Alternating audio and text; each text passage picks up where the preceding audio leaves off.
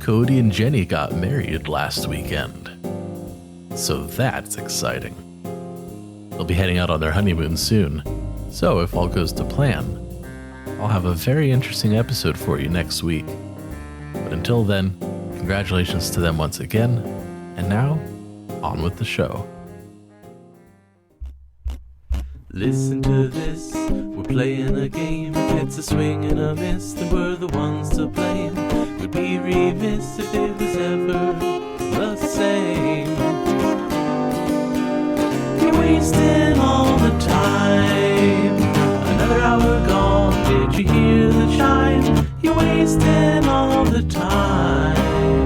Recorded for Thursday, January 25 and 1, 2017. Hey! Sorry, Dave. And welcome to Wasting All the Time, A podcast.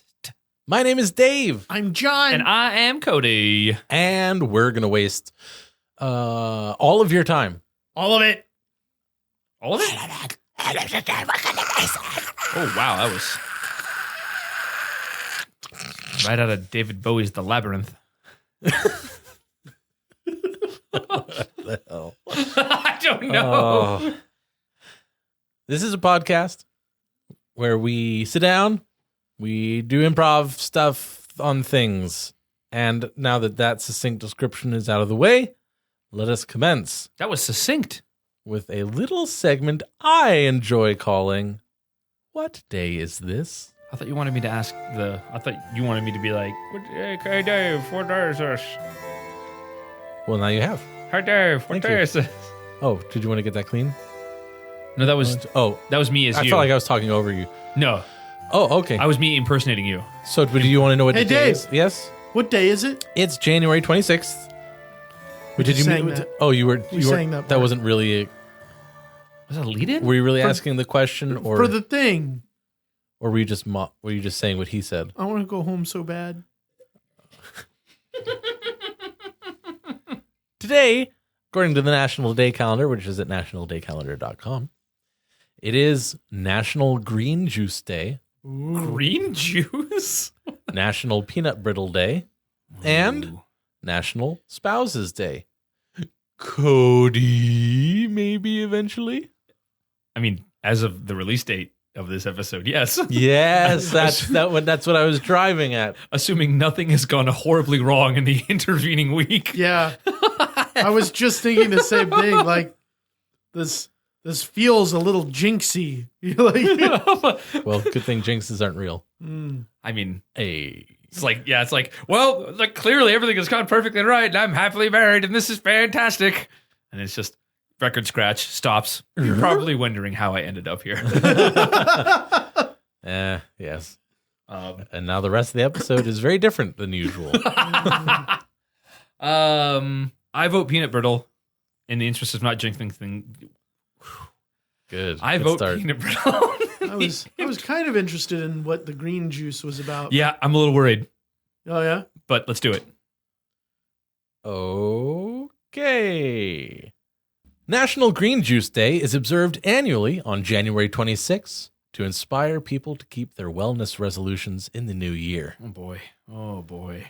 This is going to be some hippie nonsense. Green juice comes to the rescue just as people are starting to lose sight of their health and wellness goals. According to a study, asterisk, commissioned by Evolution Fresh and conducted by Wakefield. Oh. Wait, no, that can't be. Hold on. It's not that Wakefield. I mean, is it can't be, right?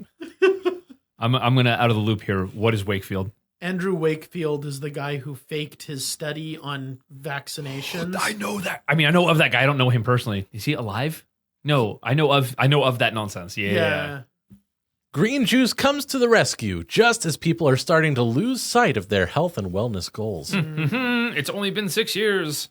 According to a study, asterisk, commissioned by Evolution Fresh and conducted by Wakefield Research, Evolution Fresh. Ugh. 53% of Americans have broken their New Year's resolutions by the fourth week of January. Did you know that 87% of all statistics are made up on the spot? God damn it. It was like 87% of what? This is going to be really hot, you son of a bitch. And 3 out of 4 Americans say staying fit and healthy is one of the hardest resolutions to keep. Yeah, because you don't get results for like 6 months. Mm-hmm. I mean, you do, you just can't see them. Everyone's like, I want to get skinny. I've been working out for 3 weeks. Why aren't I skinny? Right. Fuck it, I'll have cake. Uh-huh. I know because I've done that exact thing. Yeah. And it sucks. It's, but yeah. it's my general understanding that the most effective route to take for losing weight, specifically, is diet, Oh, yeah. not working out. Mm-hmm. Working out is good for maintaining a healthy body. And muscle density helps you lose weight. It affects But your metabolism. Yeah, it helps. It doesn't do. Right. There was, it was on Reddit, which I have been on like a madman lately. Oh, dear.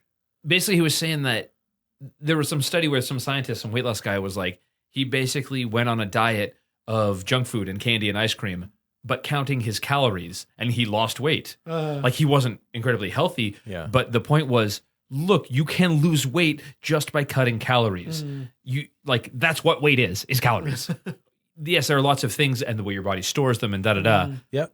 But ultimately, he lost weight on junk food. There are complications, but in the end, calories in, calories out has a major impact. Yes. National Green Juice Day encourages Americans to incorporate the goodness of cold-pressed green juice into their daily lives. This sounds like the Shandy Traveler Company's day. Except not as fun.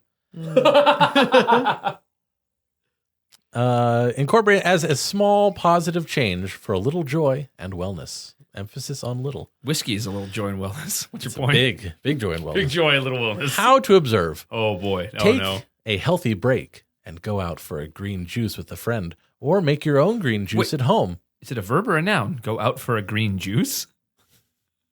I don't know if that's be either. legal in California. Post photos on social media using hashtag National Green Juice Day.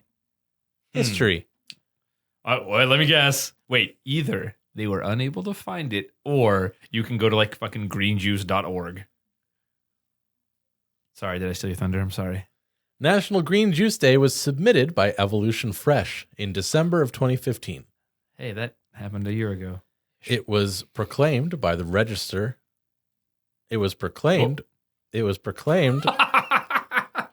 keep trying. It was proclaimed by the Registrar at National Day Calendar to be observed annually on January 26th.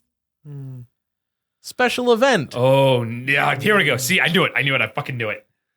In honor of the first National Green Juice Day, Evolution Fresh is teaming up with Postmates to deliver free green juice breaks. A pack of 3 15.2 fluid ounce bottles of cold-pressed Evolution Fresh sweet greens and lemon green juice to customers in 15 select cities across the country. Dumb. Green Very juice breaks unhappy right now. are available from 11 a.m. to 6 p.m. or while supplies last. To order, customers can visit www.greenjuiceday.com or use the Postmates app for iOS and Android and tap on the Evolution damn, Fresh this free is juice store and stupid. get 1 juice for themselves and 2 to share with friends. After all, Americans say having friends to keep them accountable is one of the top 5 factors for successful resolution. Participating cities include Atlanta, Chicago, East Bay, Oakland, Las Vegas, Los Angeles, Miami, New York City, Philadelphia, Phoenix, Portland, San Diego, San Francisco, Seattle, Washington, D.C., and Orange County. Asterisk. Survey was conducted by Wakefield Research on behalf of Evolution Fresh among 1,001 American adults age 18 plus using email invitation and online survey in December 2015. I feel dirty just listening to that garbage. I really wish we were getting paid for that commercial. Right?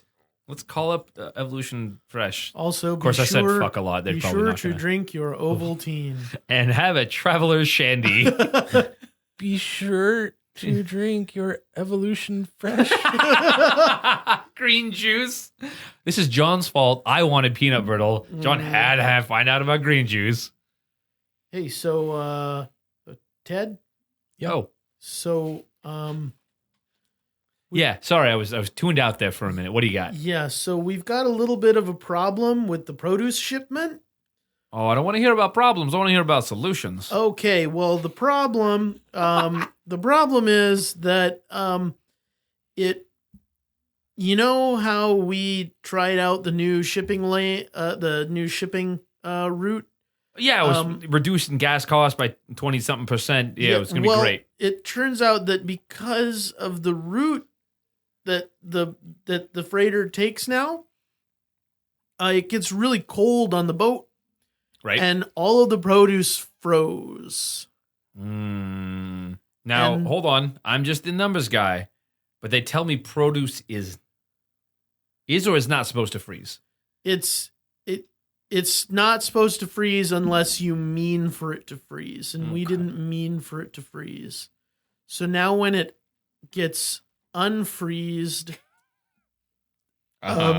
it's not going to be good. How not good?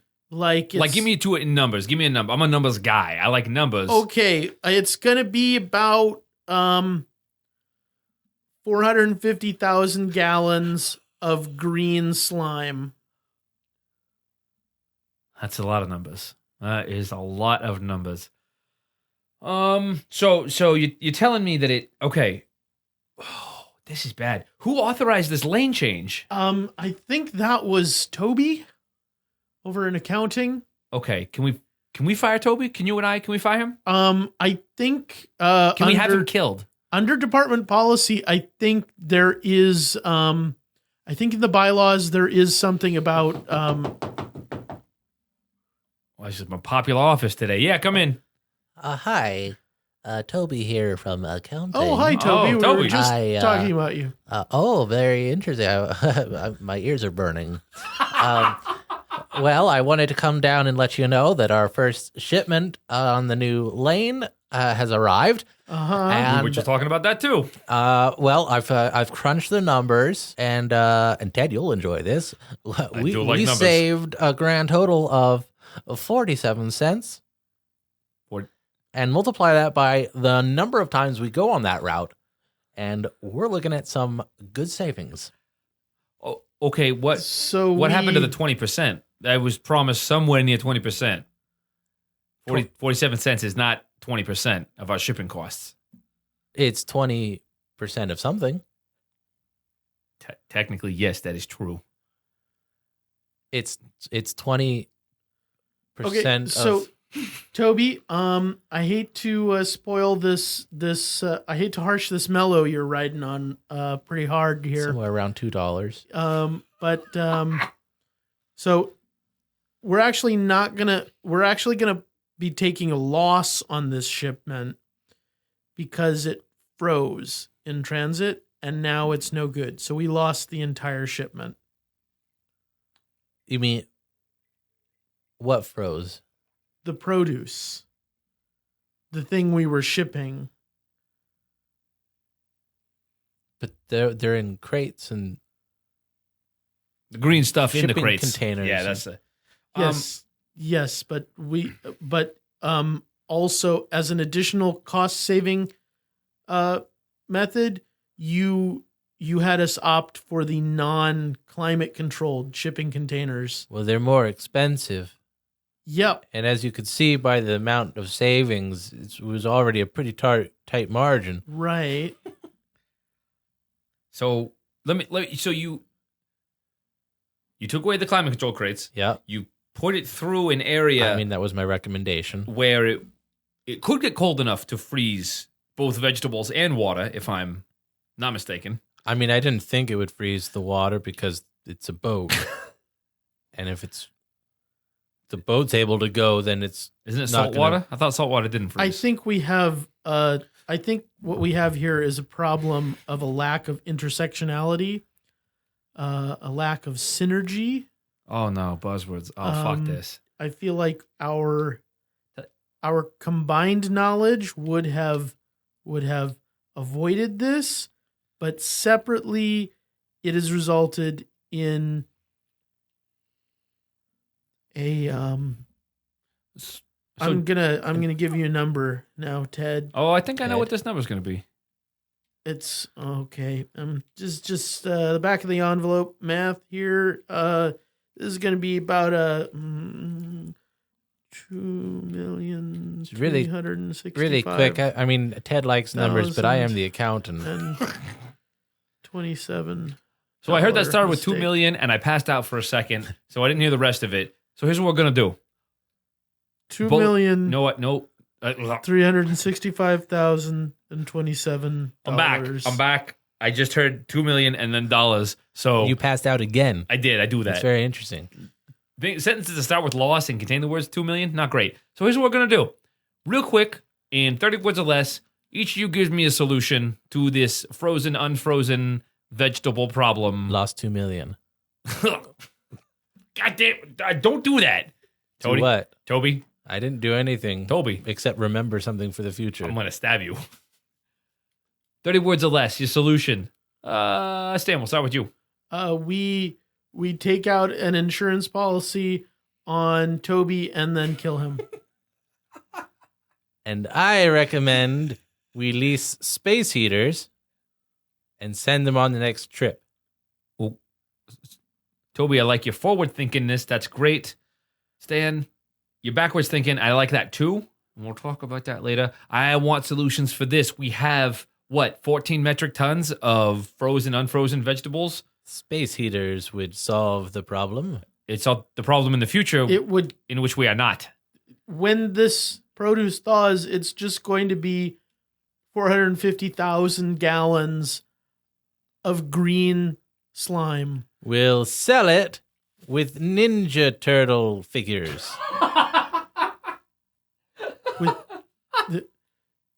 Is it fucking 1989? It's those. God, I hope so. That's copyrighted though, isn't it? Yes, it will lead to a loss of 2 million. God damn it.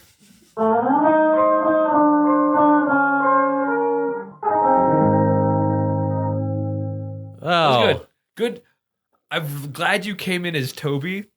What I was gonna do is turn it back to the phone thing and just go, Toby, what? You're fired. that would have been fun too. It required a lot of finagly though, and I didn't have any way to communicate that fly. to you. Yeah. But anyway, nicely done, John. So that's what today is. It's Green Goop Day. Green crap day. Buy some green crap from your local green crap store. Or just eat vegetables. Let's move it right along. Yeah. Twitter shins.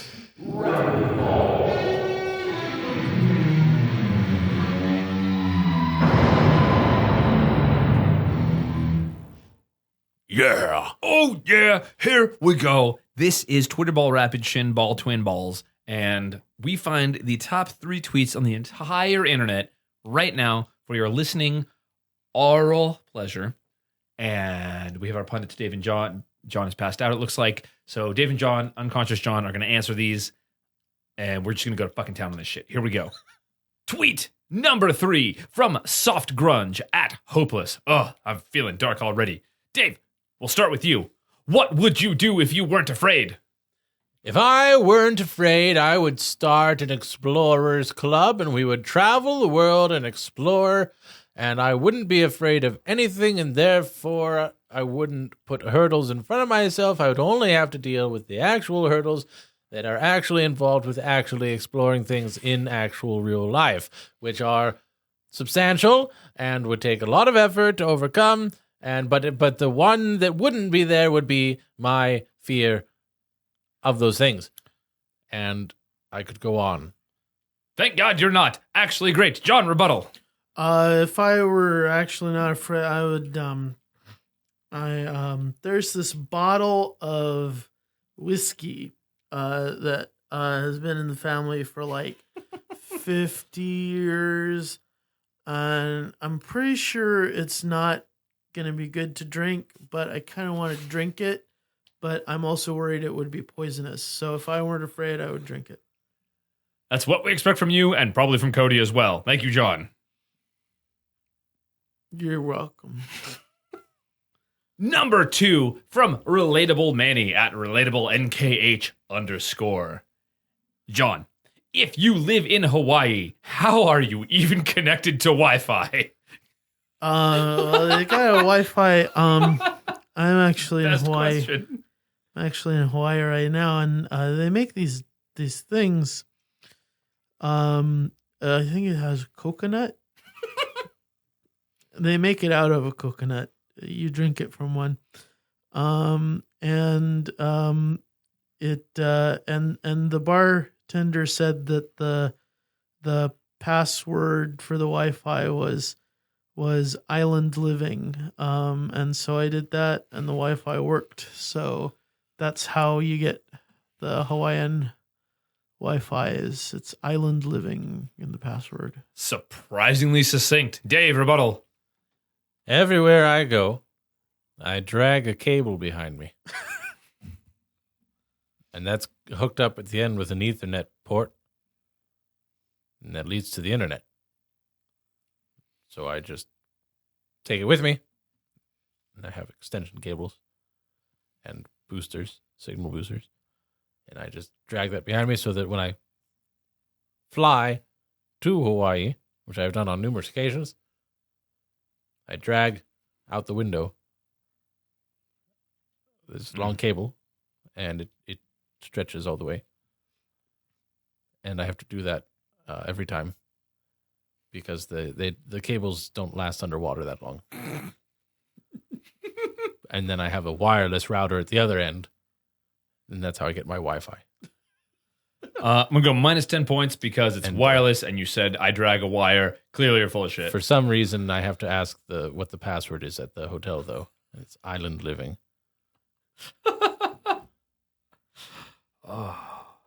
And the top #1 tweet on the entire internet right now, Amanda Steele at Makeup by Mandy24. We'll start with Dave. Am I thankful you opened my eyes, or am I upset you robbed my innocence? I would like to go for the elusive third option, which is popcorn. All I did was make popcorn, and the rest is on you. Popcorn's the loss of innocence. Strong theme. John, rebuttal. I think I'm gonna throw up. So I guess you're gonna want to close your eyes, or else your innocence will go away. Because this is gonna be good. That was basically way higher than the level of coherency I expected from you, John. Thank you very much. This has been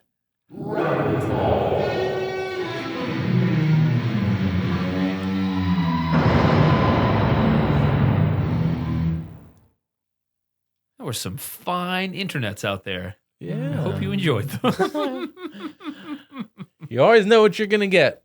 Chaos. And deliciousness. And delusion. Delicious delusions, dude. Dave, delicious delusions. Luscious, delicious delusions. No.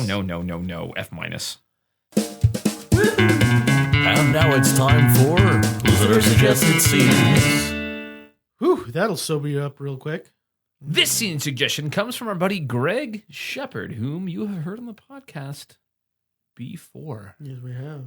This one says Greg Shepard he didn't say Greg Shepard. I said that. Scene suggestion, : each improv member, that would probably be the three of us, picks a popular main character to improv a scene of them losing their shit. Huh. Which sounds, honestly, like a ton of goddamn fun. Okay. That sounds like it's asking for a round of 3. Okay. It does, doesn't it? Cody, let's begin with you. Choose a character. Begin with me. Oh, Hermione. We've got to get to the Cave of Magical Things. Well, if we're going to go to the Cave of Magical Things, we have to have a plan. No, we just have to go there. Ron, will you go with me to the Cave of Magical Things? I'm way too drunk for that, Harry.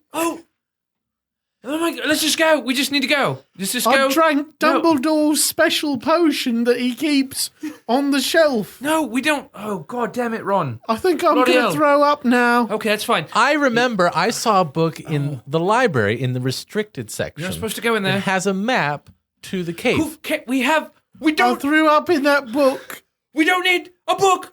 We don't need a map. We have fucking magic. We can just cast Harry! spell, and it'll just say, take us to the goddamn cave of magical things, and we'll go right there instantly. We can kill anything we meet with magic because we can just transmute its heart into a goddamn tree or something, and then it just take the magical thing and teleport it, or apparatus, whatever the fuck it's called, because we're magic and it doesn't matter what everything does. Why don't we rule the goddamn muggle world? Because we can do magic and they can't. They don't even know what it is. We just walk out there and go, Expelliarmus. Oh, look, no armies have any weapons. That's fantastic. Right, Hermione? Isn't that how Expelliarmus works? I'll finish throwing up. I feel much better now. Ron.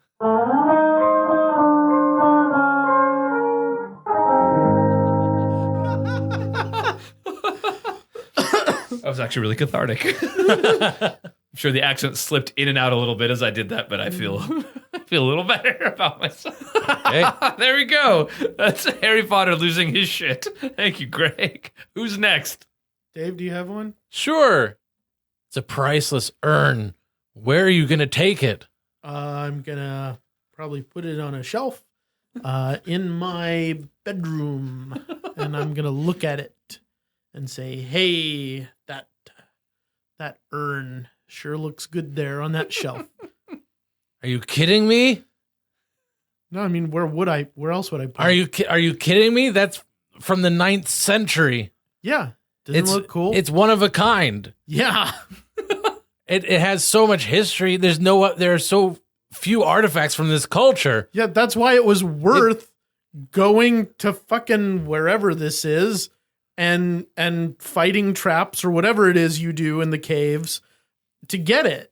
It belongs in a museum. I'm an archaeologist, goddammit. I know, but I mean, it's gonna look really good on that shelf. What? It belongs in a museum. I mean, this needs to be studied for posterity and to learn more about the culture that it comes from. I mean, I'm going to loan it to a university or something so they can research it, but I mean, it's going to go back on my... No! Don't turn it over to academia. It'll just be lost in obscurity. It belongs in a museum. They can take pictures of it. That's not a big deal. That'll help. That'll destroy it. It needs to be documented carefully by people who know how to document it, which is in a museum. That's where it goes. That's where it needs to go. It belongs in a museum. Ah!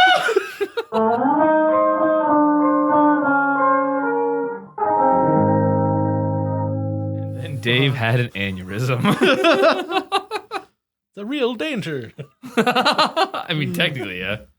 John? That was terrifying. Come now, Watson. The game's afoot.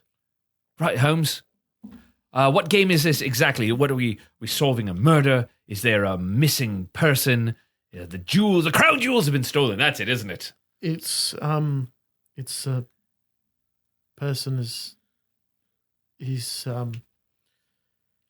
blackmailing an ambassador. You've been writing in your notebook the entire time we've been working on this case. I thought you were writing notes on this. No, I'm working on my dinosaur erotica novel. Dinosaur erotica? It's fascinating. Anyway, what's the case? We're trying to prevent the ambassador to Rhodesia from being blackmailed with those letters that the woman has... Oh, I remember a woman. Gertrude? Irene? That's not close at all. Anyway, what has she done? How can I help? She's blackmailing the ambassador to Rhodesia. I remember that being mentioned.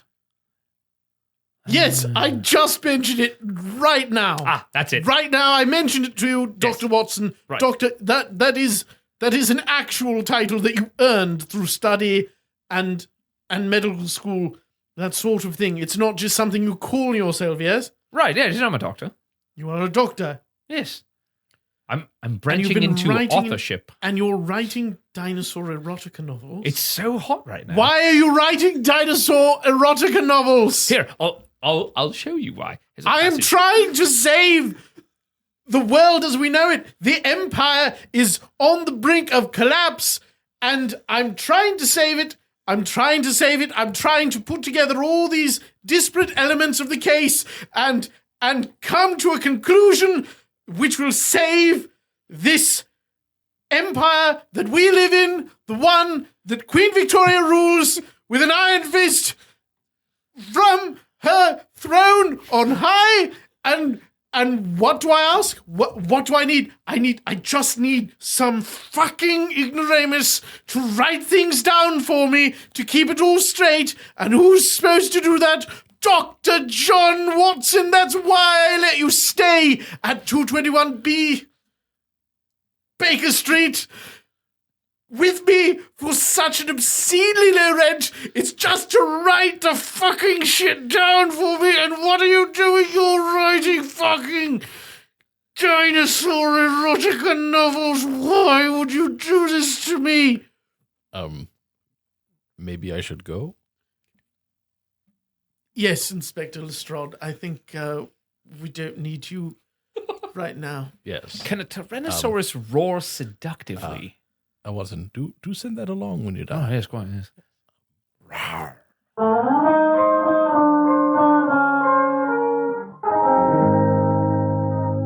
Let's move it along.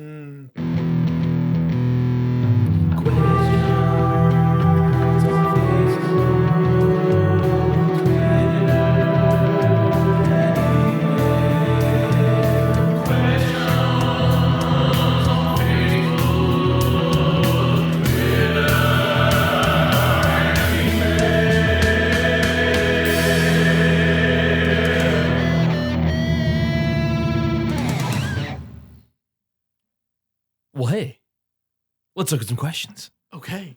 Here we go. This question comes from Adam C. Adam C says, question, Philadelphia has implemented a sweetened beverage tax that also applies to diet drinks and unsweetened iced tea. What? How should we punish our lawmakers? Holy crap, this is momentous. They are taxing unsweetened beverages as sweetened beverages. This is a new high. Dave, how do we punish our lawmakers? What do we do? How do we drop that hammer? I mean, in kind, somehow, in a way that's ironically reflective of the thing that they did. Okay. Good start. Right? Well, no, you're answering the question. I think I did. That's another question. How do we punish them? What punitive measures do we inflict to ensure? I don't think I'm going to personally need to do anything because I'm pretty much happy with my lawmaker. I don't think they would do something like this. So it's probably just all the other lawmakers. So the Philadelphian ones. Everyone else needs to vote those bad ones out, but mine is good. Oh. Okay. So how do we punish the bad ones so they get voted out? I don't know. We should send them pictures of Anthony Weiner's dick. That seems like a good punishment. People do that. Some people do. That's what they do to the interns. If there is one activity that is truly bipartisan now, it is making fun of fucking Anthony Weiner. I thought you were going to say is sending dick pics. Clearly, the only way to punish these lawmakers is, as you originally suggested, some kind of ironic, like Disney Family Channel-esque punishment that doesn't ever actually harm or permanently damage anyone, but it results in their untimely humiliation and possibly a group of kids going, yeah, and pointing at them. Like you tell them that you're not going to tar and feather them, and then you do. Mm-hmm. Or you make tarring and feathering illegal, and then as an example of tarring and feathering being illegal, you tar and feather them. Right. So we're going to serve them all unsweetened tea then? Probably. And then say, joke's on you, that's taxed now, motherfuckers? I wouldn't say that. Yeah. You'd probably say something more like, oh snap, that's taxed, motherfuckers. No.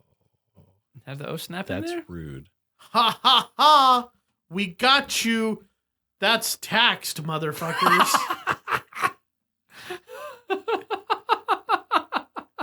Or would you be all polite and say, oh, I'm so terribly sorry to inform you that is text, motherfuckers. All of the above. We'll have each unique character in order do that thing. Good. It's good. Yeah. Next question. It's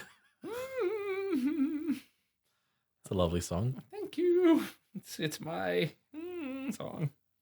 Here we go. This question is from our friend Will Reed. Question. If you hired a person as an announcer for you personally, what would that person announce? Your entrances? What you're drinking? How you're feeling? There you go. What would your personal announcer announce for you personally, John? My personal announcer would basically just narrate my actions at any given moment, but in a dramatic and hyperbolic fashion. So, say I walk across the room, he would the announcer would say, "And so John strode meaningfully across the divide of space." Wow. You know, that kind of thing. So even down to the most mundane details, Oh, like yeah. clipping your nails, Mm-hmm. zipping up after you pee. Yep. Like, Mm-hmm.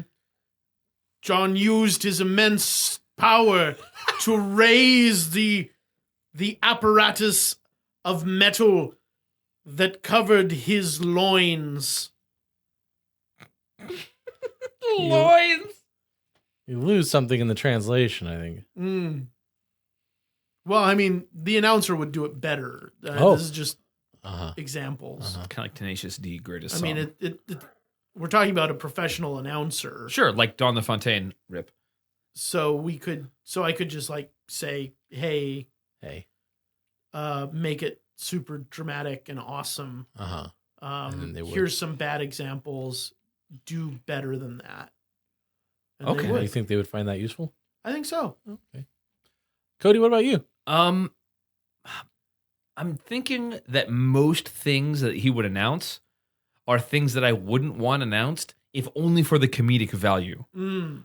Like I'm sitting in a meeting, and it's kind of like the ladies and gentlemen, Cody has just farted, and I'm trying to be like, no, it wasn't me. But if the announcer said I did it, clearly it happened, or you're.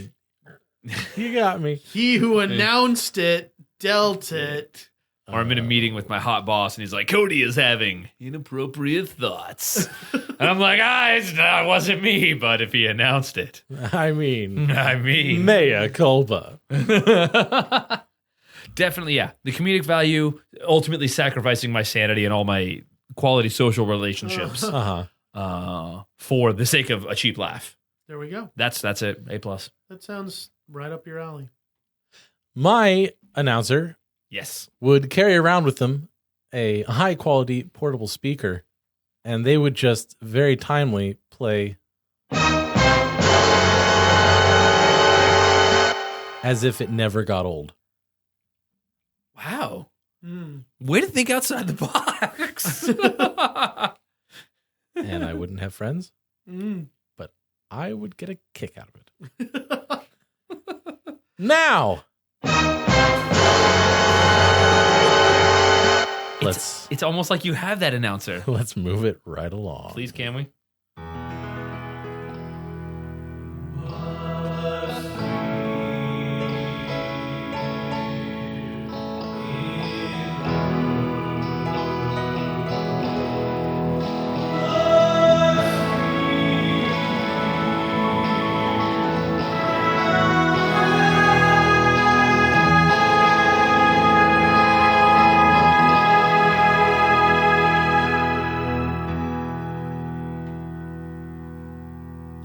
Canadian man punches cougar attacking dog near fast food store. What? I have a feeling this isn't going to be the fun kind of cougar. God damn it, Dave. The rest of us don't want that announcer. A Canadian man punched a cougar in the face to stop it attacking his dog in a wooded area near a fast food store in Whitecourt, Central Alberta, the Royal Canadian Mounted Police said on Wednesday. The RCMP. Mm-hmm. William Gibb, 31, from Red Deer, Alberta, had stopped at a Tim Hortons outlet because this is a super Canadian story. A popular Canadian restaurant chain while driving 600 kilometers. How far is that in real measurements? 372 miles. Thank you. To Grand Prairie on a Monday evening and let his dog out for a walk, Whitecourt RCMP Sergeant Tom Callis said. Shortly after, Gibb heard his 80-pound female husky called Sasha whimpering in pain and found a cougar pinning her to the ground. Jesus. I could see something wrapped around her and wasn't sure what it was. I ran over and punched it in what I thought it was the head, and it backed off, and I realized it was a cougar. Gibb, an electrician, told Reuters. Canadian electricians always doing the right thing. I stepped over Sasha and charged at it, swinging and screaming and calling for my brother and buddy to give a hand, he added. Gibb kept the cougar at bay, which he said swiped at him a few times as he tended to his injured dog and called the police before getting Sasha into his truck and driving her away for medical attention. Oh, boy. God dang. Gibb himself was not seriously injured, although Sasha bit him on the hand as he was trying to rescue her. What a bitch! Wait.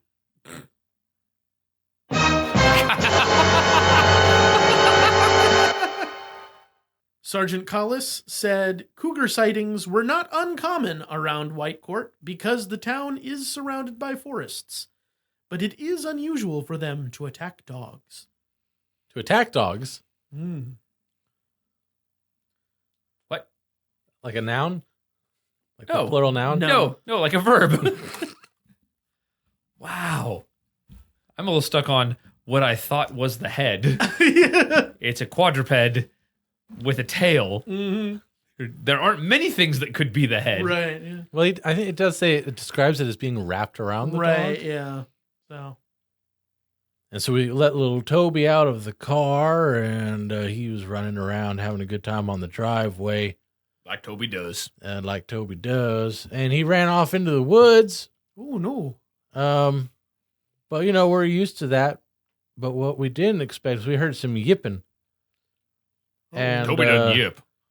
And we heard Toby barking, and then the yipping got a little louder. So we went run off into the woods after him, and there were some coyotes. Oh, no.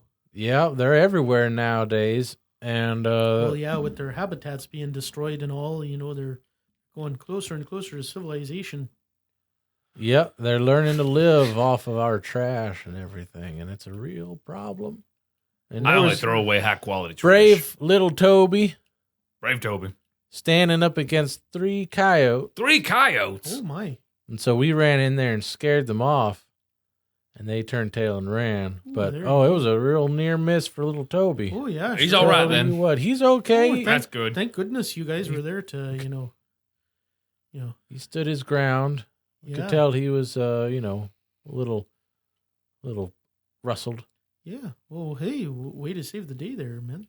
Yeah, That's pretty It good. was good. Your daddy raised you right. I bet you're impressed by that, ain't you? yeah, It's sure, a yeah. Pretty That's- impressive story. It is. It's a good story. What about you, Clint? You got a story like that? Oh, that we yeah. could share with our little friend here? Oh, yeah, because you're from a farther north, ain't you? Oh, yeah, up there by Saskatchewan, Oh, yeah. No, talking about them coyotes, one of them done got into my chicken coop.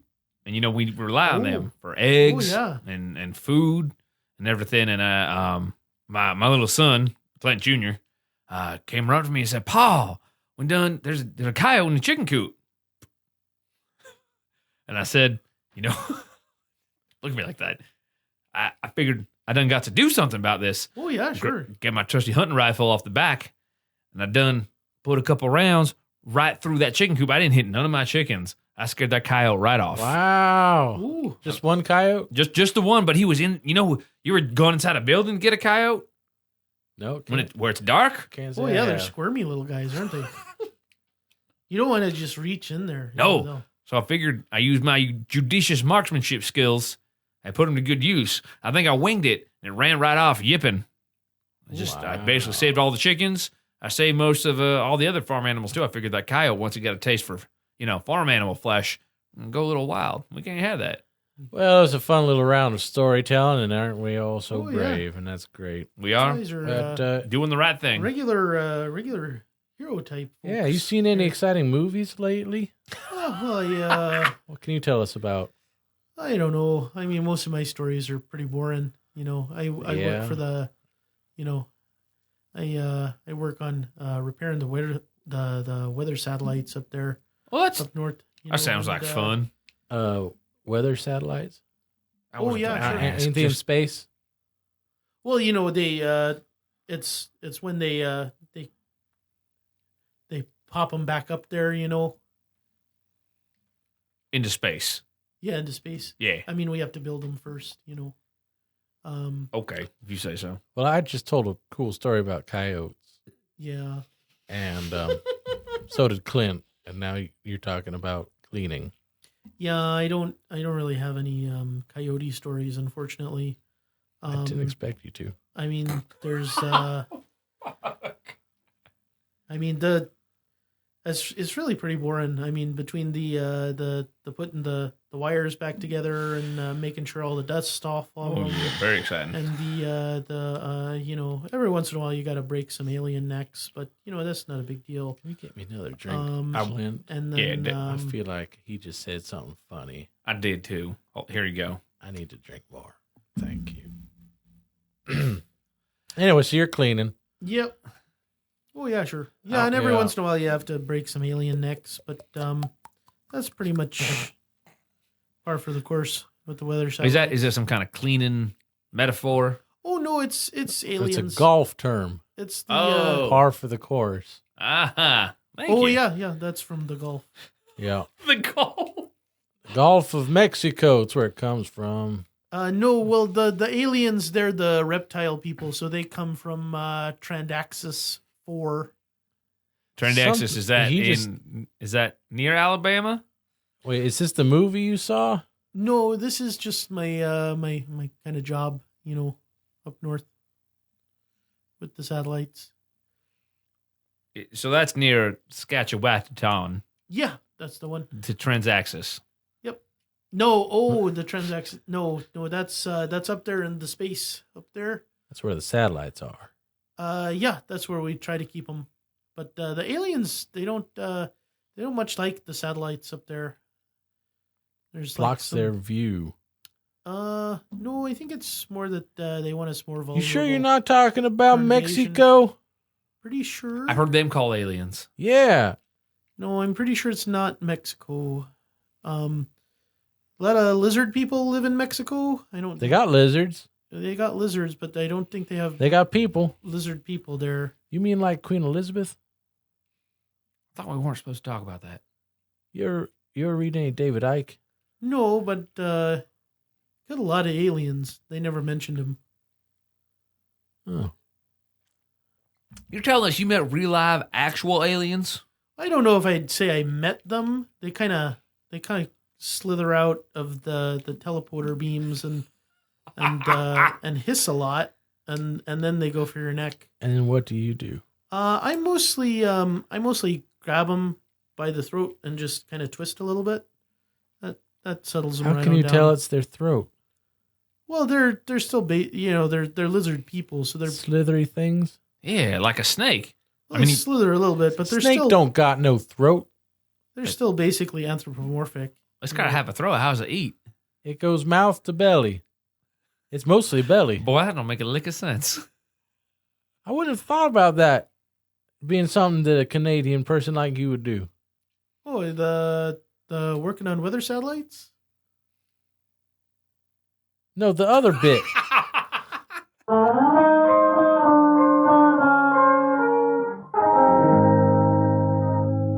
Perfect pause. Well, that's what Toby has. Good old Toby. He's got perfect pause. He's the worst. You're the worst person. I'm the worst ever. Da da da da da da. Dave is the worst person Ever. Well, that wraps it up for this episode. And aren't you glad? And didn't it come finally? That is some significant time wastages. Wastages. We'd wasted it. Wasting years. Estrogen. No.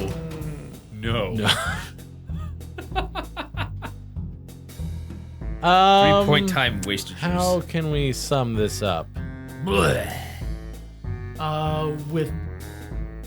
you put the plus sign in between the things you want to add together. Like concatenating. And then you do an equal sign, and on the other end of the equal sign, you put the total, which is the sum. I regret asking. I regret you asking too. Well, thanks for listening. And until next time, my name is Dave. I'm John. You can also do it different, where you stack all the things you want to add together, and you just use one plus sign. Oh, I'm Cody. And we wasted all the time. Thanks for listening. Thanks. In fact, thanks ever so much. Good night, folks. Yeah. If you enjoyed the show, then leave us a rating and review on iTunes, Stitcher, or anywhere that lets you put in a review. You can call or text the show at area code 916-235-3337. If you'd like to interact with us in any other way, then www.wastingallthetime.com would be a great place to start. There you can submit listener-suggested scenes and questionnaise, you can buy your own copy of the Fruit Words card game, you can read blog posts from Ted and the guys, and a whole lot more. So check it out at wastingallthetime.com.